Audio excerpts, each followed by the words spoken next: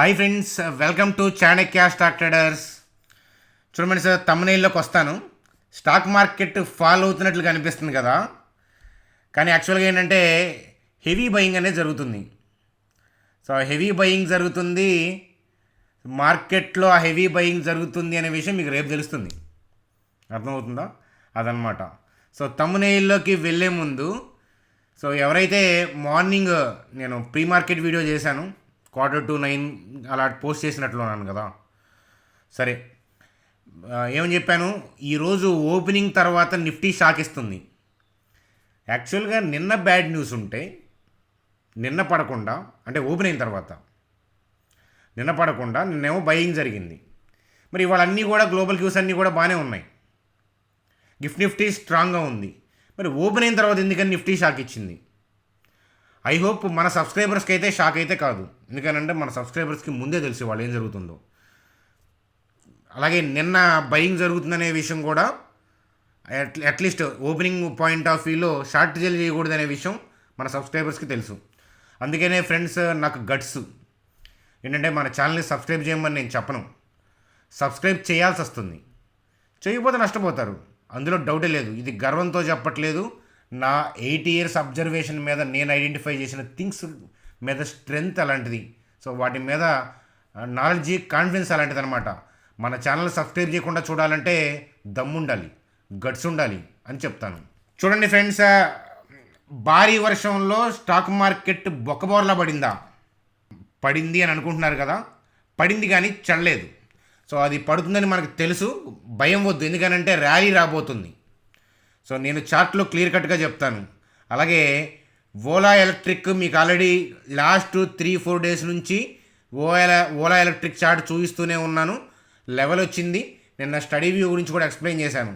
So ఇంట్రాడేలో 7% దాకా blast అయింది అప్ సైడ్ కదా. సరే, క్లోజింగ్కి ఎలా అన్నా ఉండండి.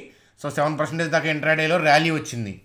సో ఓలా ఎలక్ట్రిక్ యొక్క చార్ట్ ఫర్దర్గా కూడా ర్యాలీ అవ్వబోతుంది.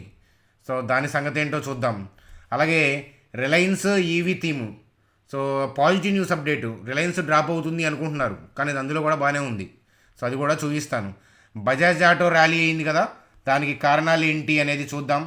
So is my trip 10% up, దానికి కారణాలు ఏంటి? సో అలాగే గుజరాత్ ఫ్లోరో కెమికల్స్, సో చాలా స్ట్రాంగ్ ర్యాలీ ఈరోజు.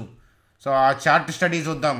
ఓవరాల్గా నిఫ్టీ, బ్యాంక్ నిఫ్టీ యొక్క చార్ట్స్ను అంచనా వేస్తూ సింపుల్గా వీడియోని ఎండ్ చేద్దాం. చూడండి ఫ్రెండ్స్, వీడియోలోకి వెళ్ళే ముందు మన ఛానల్ వీడియోని లైక్ చేయడం అనేది మన జన్మ హక్కు. కాబట్టి వీడియోని లైక్ చేసి కంటిన్యూ చేద్దాం. చూడండి ఫ్రెండ్స్, కొత్తగా వాచ్ చేస్తున్న వాళ్ళని నేను సబ్స్క్రైబ్ చేయమని చెప్పను. సో ఎందుకో మీకు ఆల్రెడీ చెప్పాను. చూడండి ఫ్రెండ్స్, స్క్రీన్ మీద నిఫ్టీ యొక్క చార్ట్ చూస్తున్నాము. సో నిఫ్టీకి సంబంధించిన లాజిక్ ఏంటి, ఇక్కడెందుకు సెల్ జరిగింది, ఇక్కడెందుకు బై జరిగింది, సో ఆ లాజిక్ని క్లియర్ కట్గా మనం డిస్కస్ చేసే ముందు ఓలా ఎలక్ట్రిక్ యొక్క చార్ట్కి వెళ్దాం పదండి. చూడండి ఫ్రెండ్స్, ఓలా ఎలక్ట్రిక్కి సంబంధించిన చార్ట్ మనం చూస్తున్నాం స్క్రీన్ మీద. ఓలా ఎలక్ట్రిక్, సో మనం ఎస్టర్డే చెప్పాము, లాస్ట్ 3-4 days చెప్పాము. మనం వెయిట్ చేస్తున్న లెవెల్ 110.90 పైసా, 100.26 పైసా. సో ఇది చాలాసార్లు చెప్పాను. ఇప్పుడు ఈ లాజిక్ గురించి నేను ఎక్కువ మాట్లాడలేను, ఎందుకంటే మనకు సమయం సరిపోదన్నమాట. నిఫ్టీ గురించి చెప్పాలి కదా. చూడండి ఫ్రెండ్స్, ఒక డ్రాపు, ఇక్కడ doji kind of, so huge gap అప్తో ర్యాలీస్ అయిపోయాయి. చూడండి 1, 2, 3, సో 3 స్టెప్స్లో చూడండి 110 నుంచి 159 దగ్గరగా ఏంటంటే 155 దాకా వెళ్ళిపోయింది. 50 points జంప్ అయింది. కానీ అదే 155 నుంచి 110కి రావడానికి చూడండి ఎన్ని రోజులు పట్టిందో. సో నెంబర్ ఆఫ్ ట్రేడ్స్ చాలా పట్టాయి. ఇక్కడ 3-4 సెషన్స్లోనే వెళ్ళిపోయినాయి.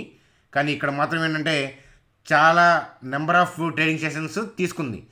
సో దానితోనే మనకు అర్థం కావాలి ఏంటంటే ఈ చార్ట్లో స్ట్రెంత్ ఉంది, స్టాక్లో స్ట్రెంత్ ఉంది.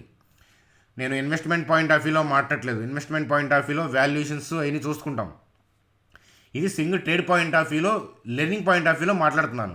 సో ఓలా ఎలక్ట్రిక్ యొక్క swing learning point of view గురించి మాట్లాడుకుంటే, సో చూడండి ఇక్కడ గ్యాప్ అప్ ఉంది అని అంటే, మళ్ళీ ప్లేస్కి రాలేదు అని అంటే, గ్యాప్ అప్ ఉంది ఇంకా ప్రీవియస్ క్లోజింగ్కి రాలేదు అని అంటే హెవీగా బై ఆర్డర్స్ ప్లేస్ చేసిన ఏరియా ఇది. ఇనిషియేషన్ ప్లేయర్స్ ఒక్కసారి ఆర్డర్స్ ప్లేస్ చేస్తే తీయరు. అర్థమవుతుందా? సో అయితే ఏంటంటే మళ్ళా ప్రైస్ రీవిజిట్ చేసినప్పుడు ఏంటంటే ఈ పర్టికులర్ జోన్లో ఏంటంటే వ్యాలిడేషన్ అబ్జర్వ్ చేయాలి. సో ఈ జోన్లో నిజంగా అదే స్ట్రెంత్తో ఆర్డర్లు మళ్ళీ ప్లేస్ చేస్తున్నారా, అదే వాళ్ళు ప్లేస్ చేసిన ఆర్డర్స్ అవే స్ట్రెంత్తో పనిచేస్తున్నాయా లేదనేది చూడాలి. సో అంతే కదా, పైనుంచి ఎవరైనా హెవీగా సెల్ ఆఫ్ చేస్తే ఈ జోన్స్ బ్రేక్ అయిపోతాయి. అందువల్ల ఏంటంటే సో మనం ఈ జోన్ మార్కెట్ కండిషన్స్ బాగోపోయినా కూడా సో మనం ఈ జోన్ యొక్క స్ట్రెంత్ని బేస్ చేసుకొని నిన్ననే వ్యూ ఇవ్వడం అనేది జరిగింది, మీ అందరికీ తెలుసు. సో మార్నింగ్ కూడా వీడియోలో నేను ఎక్స్ప్లెయిన్ చేశాను. చూడండి సార్, ఓలా ఎలక్ట్రిక్ సంబంధించిన లాజిక్ ఎక్స్ప్లెయిన్ చేశాను. అలాగే ఒకవేళ దీన్ని స్టడీ చేయాలంటే మనీ మేనేజ్మెంట్ ఎట్లా, సెల్ బై పాయింట్ ఆఫ్ వ్యూలో కాదు, ఒకవేళ నేను దీన్ని స్వింగ్ చేయాలి అని అంటే నా క్యాపిటల్ ఎంత అయితే ఎలా వెళ్తాను, సో ఎంట్రీ ఏంటి, ఒకవేళ వర్కౌట్ అవ్వకపోతే ఏంటి, ఎలా థింక్ చేయాలి, నిఫ్టీ పరిస్థితి ఏంటి, అవన్నీ కూడా క్లియర్ కట్గా మెసేజ్ ఇచ్చాను. అర్థమవుతుందా? మీరు కూడా మా డీమ్యాట్ గ్రూప్లో అంటే ఈ స్పెషల్ గ్రూప్లో మెంబర్ అయితే మీరు కూడా ఆ వ్యూస్ చూసి నేర్చుకోవచ్చు. సో మీరు నేర్చుకోవాలి అని అంటే, ఇంట్రెస్ట్ ఉంది అని అంటే సో మీరు చూస్తున్న వీడియో కింద డిస్క్రిప్షన్లో ఏంజల్ ఇచ్చాను. సో ఏంజల్ అంటే బ్రాండెడ్, పర్ ట్రేడ్ 20 రూపీస్ మాత్రమే.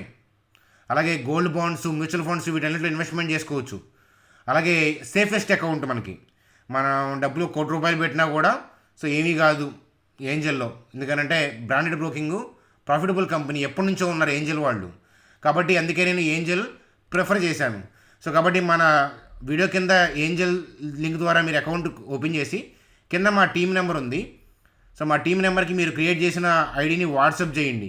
కొద్ది క్యాపిటల్ అయిన పర్లా మీ క్యాపిటల్తో వస్తే ఇట్లాంటి studies, investment studies, every month ETF studies, అలాగే అప్పుడప్పుడు వెబినార్ల ద్వారా ఏంటంటే ఈ లాజిక్స్ తాలూకా కొంత గైడెన్స్ అనేది కూడా ఇవ్వడం అనేది జరుగుతుంది. ఒక్కసారి గ్రూప్లోకి వస్తే ఎన్ని బెనిఫిట్స్ ఉంటాయి, రాలేదంటే మిస్ అయిపోతారు. కాబట్టి ఆపర్చునిటీని వాడుకోండి అని చెప్తాను. చూడండి ఫ్రెండ్స్, మన స్క్రీన్ మీద నిఫ్టీ చార్ట్ చూస్తున్నాము. సో 25,148లో నడుస్తుంది. చూడండి 320 అయింది. సో 25,150 పైన క్లోజ్ అవుతుందా, 25,150 కింద క్లోజ్ అవుతుందా, సో అనవసరం. 25,150 పైన క్లోజ్ అయినా 25,150 కింద క్లోజ్ అయినా మార్కెట్ ఎటు వెళ్ళాలంటే అటు వెళ్తుంది. కావాలంటే మీరు అబ్జర్వ్ చేయండి మార్కెట్ని ఒక 1 మంత్ 2 మంత్స్. రౌండ్ నెంబర్లు పైన క్లోజ్ అయినంత మాత్రాన నెక్స్ట్ డే బ్యాడ్ న్యూస్ ఉంటే కిందకు వెళ్ళకూడదని ఏం లేదు. రౌండ్ నెంబర్ కింద క్లోజ్ అయితే మరి అంటే నెక్స్ట్ మార్కెట్ యొక్క మూమెంట్ పైకి వెళ్ళే ఉద్దేశం ఉంటే నెక్స్ట్ పైకి జరజర వెళ్ళిపోద్ది. సో అవన్నీ కూడా రీటైల్ పీపుల్ యొక్క లాజిక్స్, రౌండ్ నెంబర్స్ని బేస్ చేసుకొని థింక్ చేస్తూ ఉంటారనమాట. సరే, మరి లాజిక్ ఎక్స్ప్లెయిన్ చేయమంటారా? సో నిన్న ఎందుకని లోయర్ లెవెల్లో బయింగ్ జరిగింది, సో ఇవాళ ఎందుకో హైయర్ లెవెల్లో సెల్లింగ్ జరిగింది. సో నిన్న కూడా మనం ముందు చెప్పిన లెవెలే ఇది. సో ఇవాళ కూడా ఏంటంటే సో మనం ముందు చెప్పిన లెవెలే, ఈ ఏరియాలో సెల్ ఆర్డర్స్ ఉన్నాయని ఇంకా తమ్మునీళ్ళలో క్లియర్గా పెట్టాను. సో అంతకన్నా ఎవరు పెడతారు చెప్పండి, ఆ ఏరియాలోకి వెళ్ళి బై చేద్దాం ఓపెనింగ్ అని కదా. సో మరి లాజిక్ తెలుసుకోవాలి అని అంటే సో ఒక్కసారి మీరు చూడండి ఫ్రెండ్స్, నిన్న గ్లోబల్ క్యూస్ బాగోలేదు, ఏషియన్ మార్కెట్స్ బాగోలేదు, అంటే మొన్న నైట్ యూఎస్ మార్కెట్లు బాగోకపోవడం వల్ల సో నిఫ్టీ అనేది అంటే నిఫ్టీ డౌన్లో ఉంది కాబట్టి నిఫ్టీ కూడా గ్యాప్ డౌన్లో ఓపెన్ అవుతుంది. సో అది అందరికీ తెలిసిందే కదా. సో అయితే ఎందుకని గ్యాప్ డౌన్లో ఓపెన్ అవుతుంది అని అంటే చూడండి ఫ్రెండ్స్, సెల్ చేసేవాళ్ళేమో సో అంతకుముందు డే ఈ హ్యామర్ కైండ్ ఆఫ్ క్యాండిల్ కనిపిస్తుందా, ఆ ఏరియాలో సెల్ ఆర్డర్స్ ప్లేస్ చేస్తారు. Say for example 4,000 cell orders అనుకుందాం. సో వాళ్ళు అక్కడ నుంచి కిందకు ప్లే చేస్తారు. సో సెల్ ఆర్డర్స్ ఎట్లా ఉంటాయి అని అంటే సో ఆ ఏరియా నుంచి కిందకు ఉంటాయి, ఇట్లా ఉంటాయి సెల్ ఆర్డర్స్, ఇట్లా అర్థమవుతుందా. సో ఇట్లా ఉంటాయి సెల్ ఆర్డర్స్. అందుకని మార్కెట్ ఓపెనింగ్ ఎక్కడ ఓపెన్ అయింది, సో 25,015 కదా మీకు చూపించింది, 25,115, 25,070 నిన్న మార్క్ చేసింది. అర్థమవుతుందా. చూడండి ఆ జోన్ని మాడిఫై చేశాను, అది ఎందుకో తర్వాత చెప్తాను. సో ఏదైనా కానీ సెల్లింగ్ అనేది పైనుంచి చేస్తారు సో కదా. కానీ మార్కెట్ ఎక్కడ ఓపెన్ అయింది చూడండి, పైన సెల్లింగ్ ఆర్డర్స్ ఇక్కడ ఉన్నాయి. మార్కెట్ ఎక్కడ ఓపెన్ అయింది అని అంటే బయర్ దగ్గర ఓపెన్ అయింది. సో సెల్లర్ ఎవరు, బయర్ ఎవరు అని అంటే ఇక్కడ సెల్ చేసేది వాళ్ళే, ఇక్కడ బై చేసేది వాళ్ళే. సో అర్థమవుతుందా. సో ఏదో కమల్ హాసన్ సినిమా ఉంది కదా, నేనే హీరో నేనే విలన్ అని చెప్తారు కదా, సో అట్లా అనమాట. సో కాబట్టి సో నేనేం చెప్తాను అని అంటే ఆ పైన సెల్ ఆర్డర్స్ ఉన్నాయి, సో కింద ఏమో ఆల్రెడీ బై ఆర్డర్స్ ఉన్నాయి. చూడండి ఫ్రెండ్స్, పైన సెల్ ఆర్డర్స్ ఉన్నాయి, కింద బై ఆర్డర్స్ ఉన్నాయి కదా. సో కింద బై ఆర్డర్స్ దగ్గర ఏమో బై ప్లేస్ చేశారు, పైన సెల్ ఆర్డర్స్ దగ్గర ఏమో సెల్ ప్లేస్ చేశారు. చూడండి ఫ్రెండ్స్, ఒక్క చిన్న thing common sense point of వ్యూలో మనం అప్లై చేసుకుంటే సరిపోతుంది స్టాక్ మార్కెట్. సో నిన్న గ్లోబల్ క్యూస్ బాగోలేదు, సెల్ చేయమని రిటైల్ పీపుల్ కానీ సోషల్ మీడియా కానీ అదే చెప్తుంది. కానీ సో గ్లోబల్ క్యూస్ బాగున్నప్పుడు మార్కెట్ ఏమి అంతకుముందు డే క్లోజింగ్ దగ్గర ఓపెన్ అవ్వదు, కింద ఓపెన్ అవుతుంది. మార్కెట్ ఎక్కడైనా సరే బ్యాడ్ ఉన్నప్పుడు గ్యాప్ డౌన్ ఓపెన్ అవుతుంది, అంతేగాని న్యూట్రల్గా ఓపెన్ అవ్వదు. న్యూట్రల్గా ఓపెన్ అయ్యి మీకు సెల్ బ్యాడ్ న్యూస్ అని తెలిస్తే మీకు సెల్ చేయొచ్చు, అంత అవకాశం మార్కెట్ ఇవ్వదు. సో చూడండి, రీటైల్ పీపుల్ ఎప్పుడైతే సెల్ పాయింట్ ఆఫ్ వ్యూలో ఉన్నారో అప్పుడు ఇన్స్టిట్యూషన్స్ వాళ్ళు ఏంటంటే సెల్ కొట్టలేరు. చూడండి ఫ్రెండ్స్, మీ ఊళ్ళో పొలం ఎవరన్నా కొనాలి అని అంటే వేరే వాళ్ళు అమ్మాలి, బై సెల్ రెండు జరిగితేనే ట్రాన్సాక్షన్ జరుగుతుంది. అందుకనే సో వాళ్ళకి ఆల్రెడీ తెలుసు అంత బ్యాడ్ న్యూస్ ఉన్నప్పుడు హైయర్ లెవెల్లో సెల్ చేయలేరని తెలుసు వాళ్ళకి. సో అందుకనే జస్ట్ హైయర్ లెవెల్లో సెల్ ఆర్డర్స్ రిలీజ్ చేస్తారు. సో లోయర్ లెవెల్లో వాళ్ళ ఆర్డర్లు ఆల్రెడీ బై ఆర్డర్స్ ఉన్నాయి, అందుకని ఏంటంటే బై పెట్టారు. సపోజ్ 4000 క్వాంటిటీ బై పెట్టారు. సో హైయర్ లెవెల్లో ఆల్రెడీ సెల్ ఆర్డర్స్ రిలీజ్ చేశారు, నిన్న రిలీజ్ చేసినాయి. సో కానీ ఈరోజు ఏమైంది మార్కెట్, సో గ్లోబల్ క్యూస్ బాగున్నాయి. సో గ్లోబల్ క్యూస్ బాగున్నాయి, ఏషియన్ మార్కెట్ బాగుంది, యూఎస్ మార్కెట్ కూడా న్యూట్రల్గానే క్లోజ్ అయింది కదా, దగ్గరగా స్లైట్ రెడ్ అంతే కదా. సో గిఫ్ట్ నిఫ్టీ చాలా పాజిటివ్గా ఉంది అన్నిటికన్నా. కాబట్టి ఓపెనింగే వెళ్ళి బై చేయని దానికి దిగినట్టు దిగుతారు. ఎవరు నిన్న షార్ట్ చేసిన వాళ్ళు దిగుతారు, కొత్తగా బై చేద్దాం అనుకునే వాళ్ళు దిగుతారు. లాజిక్స్ ట్రెడిషనల్ లాజిక్స్ ఫాలో అయ్యే వాళ్ళు కూడా 25,250 అబౌనా, 25,200 అబౌనా. సో ఎట్లా ఏంటంటే 25,250 అబౌవ్ అట్లా ఏంటంటే మార్కెట్లో బై చేయడానికి ఆలోచిస్తారు. చూడండి, నిన్నంతా సెల్ వైపు ఉండటం వల్ల బై జరిగింది లోయర్ లెవెల్లో. సో వాళ్ళంతా బై మోడ్లో ఉన్నారు కాబట్టి సో వాళ్ళలో చిక్కున్నారు అంతే. సో వాళ్ళు ఓపెనింగ్ వాళ్ళ ఏరియాలో సెల్ కొట్టారు. సో మనవాళ్ళేమో బై కొట్టుంటారు రీటైల్ పీపుల్. అదే అనమాట మనవాళ్ళు in the sense retail people అనమాట. సో మన ఛానల్ సబ్స్క్రైబర్స్ ప్రొఫెషనల్స్ కదా అది.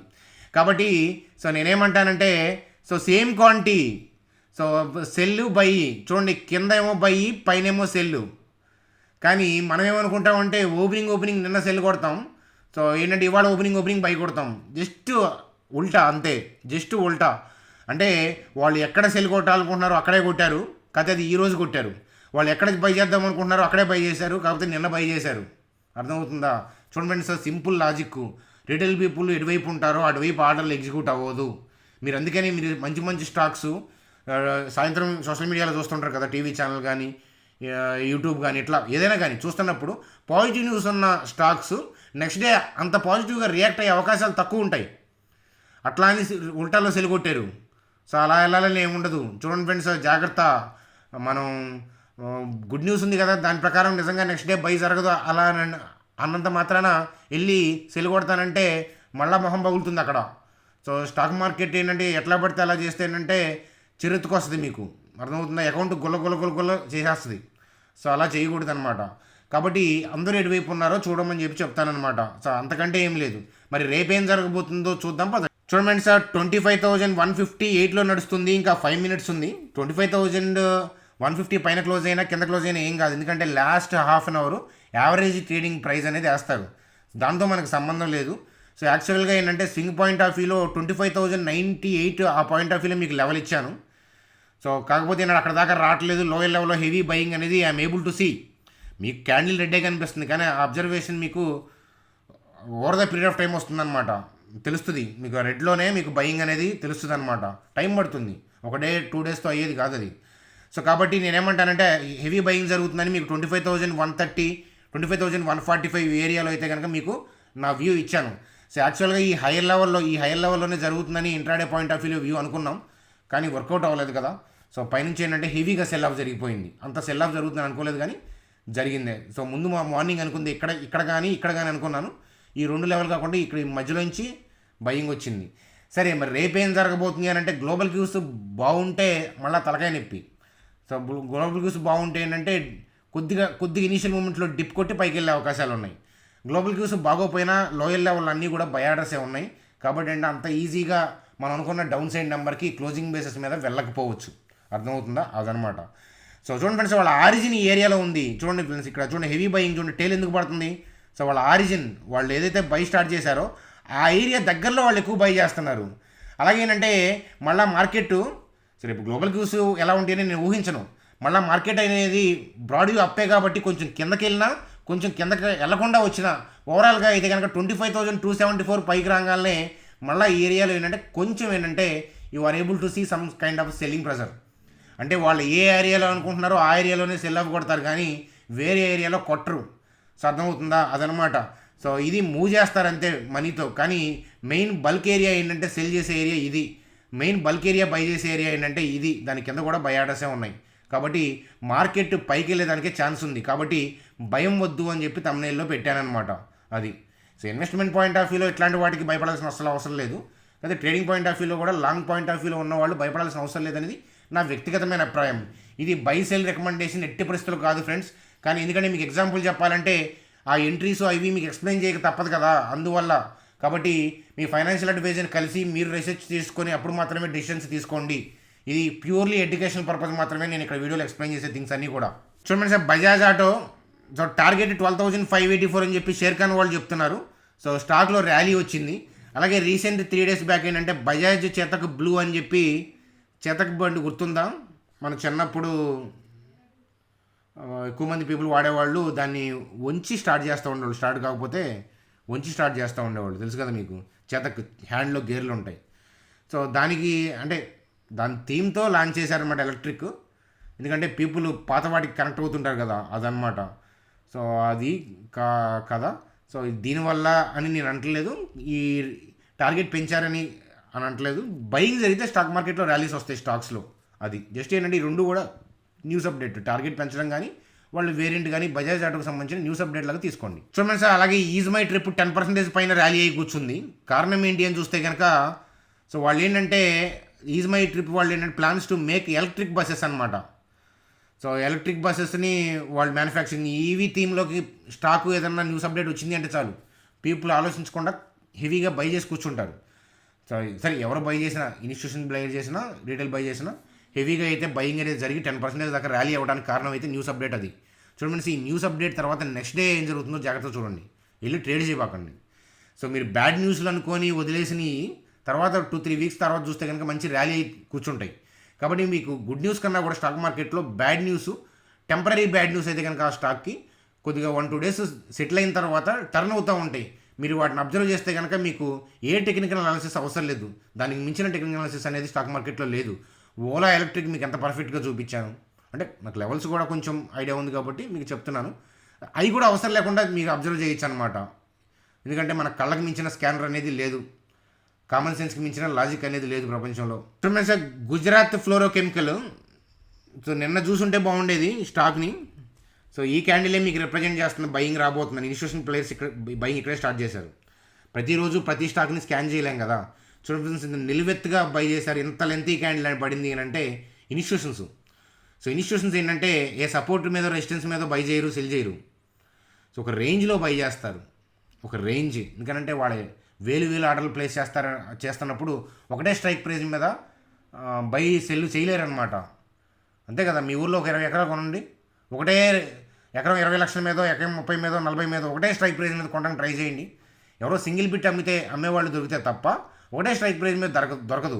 అలాగే ఇన్స్టిట్యూషన్స్ కూడా బ్లాక్ డీల్స్, బల్క్ డీల్స్ జరుగుతున్నప్పుడు అటువైపు కూడా పెద్ద ప్లేయర్ ఉంటాడు కాబట్టి, సో మనకి పొలంలో ఎట్లాగైతే బిట్లు ఉంటాయి, 16 ఎకరాల బిట్టు, 20 ఎకరాల బిట్లు, అలాంటి వాళ్ళు దొరికితే, కొనేవాళ్ళు దొరికితే ట్రాన్సాక్షన్ ఒకటే ప్రైజ్ మీద జరుగుతుంది కదా. అలాంటి ఇలాగే బ్లాక్ డీల్స్ జరుగుతూ ఉంటాయి.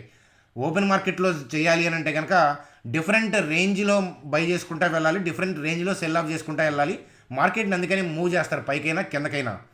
ఇంకా మీరు సపోర్ట్ రెసిస్టెన్స్ లైన్ల మీద నేను సర్కస్ చేస్తాను అంటే కనుక మీ ఇష్టం. చూడండి సార్, ఫ్లోరో కెమికల్స్, గుజరాత్ ఫ్లోరో కెమికల్స్ ఏదైతే ఉందో రేపు ఇంత మూవ్ ఉండకపోవచ్చు, అర్థమవుతుందా. మనం ఏంటి వీటిని చూసి ఎక్కబడతాం. సో ఏంటంటే అందుకే హైయర్ లెవెల్లో ఓపెన్ అయ్యి డోజీ కైండ్ ఆఫ్ క్యాండిల్స్ పడుతూ ఉంటాయి నెక్స్ట్ డే. అది మీరు ఎంతమంది అబ్జర్వ్ చేశారు కామెంట్ సెక్షన్లో కామెంట్ చేయండి.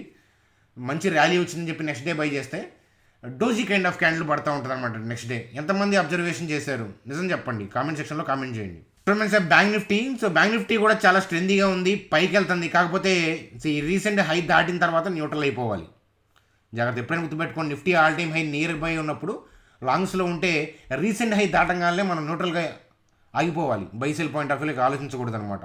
మళ్ళీ ఏదైనా రీట్రేస్మెంట్ కోసం వెయిట్ చేయటం, ఆల్ టైమ్ హై దాటంగానే మళ్ళీ ఆగిపోవటం, ఇది అనమాట పద్ధతి. సో బ్యాంక్ నిఫ్టీ యొక్క డైరెక్షన్ కూడా ఏంటంటే పైకి ఉంది. ఏదైనా డిప్ వస్తే ఈ లెవెల్లో దొరుకుతుందేమో అనుకున్నాను, రాకుండానే సో మంచి స్ట్రెందీగానే ఉంది.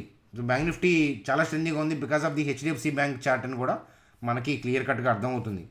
చూడండి ఫ్రెండ్స్, నిఫ్టీ నాకు పాజిటివ్గా మార్కెట్ ర్యాలీ అవుతుంది, రేపు గ్లోబల్గా నెగిటివ్ ఉన్నా కూడా అంత పెద్ద ఇంపాక్ట్ అనేది మనకి ఉండకపోవచ్చు అనమాట. గ్లోబల్ క్యూస్ బాగా టూ మచ్ నెగిటివ్ ఉంటే మందు కూడా గ్యాప్ డౌన్ అవుతుంది, దాన్ని ఎవడు ఏం చేయలేడు. ఓపెనింగ్ని ఎవరు కూడా శాసించలేరు, కానీ ఓపెన్ అయిన తర్వాత ఎడిపోతుంది అనేది ఇంపార్టెంట్ అనమాట. ఓవరాల్గా మార్కెట్ డైరెక్షన్ అనేది అప్ అని నేను అనుకుంటున్నాను. ఓవరాల్ మార్కెట్ డైరెక్షన్ అనేది కిందకి అనుకుంటున్నారా, పైకి అనుకుంటున్నారా? Broad view of the stock market ఏది అని మీరు, ఇండియన్ స్టాక్ మార్కెట్ ఏదని మీరు అనుకుంటున్నారు? అప్ ఆర్ డౌన్ అనేది కామెంట్ సెక్షన్లో కామెంట్ చేయండి. అలాగే యూఎస్ మార్కెట్లో ఏంటని అనుకుంటారో అది కూడా కామెంట్ చేయండి. యూఎస్ మార్కెట్లో కూడా బ్రాడ్ వ్యూ అప్పే, ఇండియన్ స్టాక్ మార్కెట్లో కూడా బ్రాడ్ వ్యూ అప్ అని నేను అనుకుంటున్నాను. అది నా కామెంటు. అలాగే మీ కామెంట్ కూడా కామెంట్ చేయండి. సరే, టీచర్స్ డే శుభాకాంక్షలు అందరికీ. అలాగే మనకి లాజిక్స్ ఇట్లాంటివి మీకు చెప్పేది నచ్చుతున్నాయి అంటే నా ఓన్ ఎఫర్ట్ ఉంది, కానీ రాకేష్ జుంజునవాలా గారి ఇంటర్వ్యూలు చూడటం వల్ల తను ఏ టెక్నాలజీస్ పుస్తకం రాయలేదు, సంథింగ్ ఏంటంటే ఎక్కడ ఎక్స్ప్లెయిన్ చేయలేదు. కాకపోతే మార్కెట్ బ్రాడ్ డైరెక్షన్ని అంచనా వేయండి అన్నప్పుడు ఆ లైన్స్ తీసుకొని, అలాగే నాకు తెలిసిన కొన్ని ఇన్పుట్స్ ద్వారా చాలా వర్కౌట్ చేసి చేసుకుందనమాట. అది చూడండి, నాకు బర్త్డే మీద పెద్ద సెంటిమెంట్లు ఏం లేవు, దాని మీద మీరు కామెంట్ చేసి ఇదేమీ చేయాల్సిన అవసరం లేదు అదనమాట. ఎందుకనంటే ఎవ్రీడే జోష్ మోడ్లోనే ఉంటాం మనం, సపరేట్గా బర్త్డేకి ఎగరాల్సిన అవసరం లేదని నా ఫీలింగ్ అనమాట. అది అందువల్ల ఏంటంటే నేనేమి అలాంటి సెలబ్రేషన్స్ చేసుకోను, సెప్టెంబర్ 5th కదా అని. So thank you friends, bye, good day.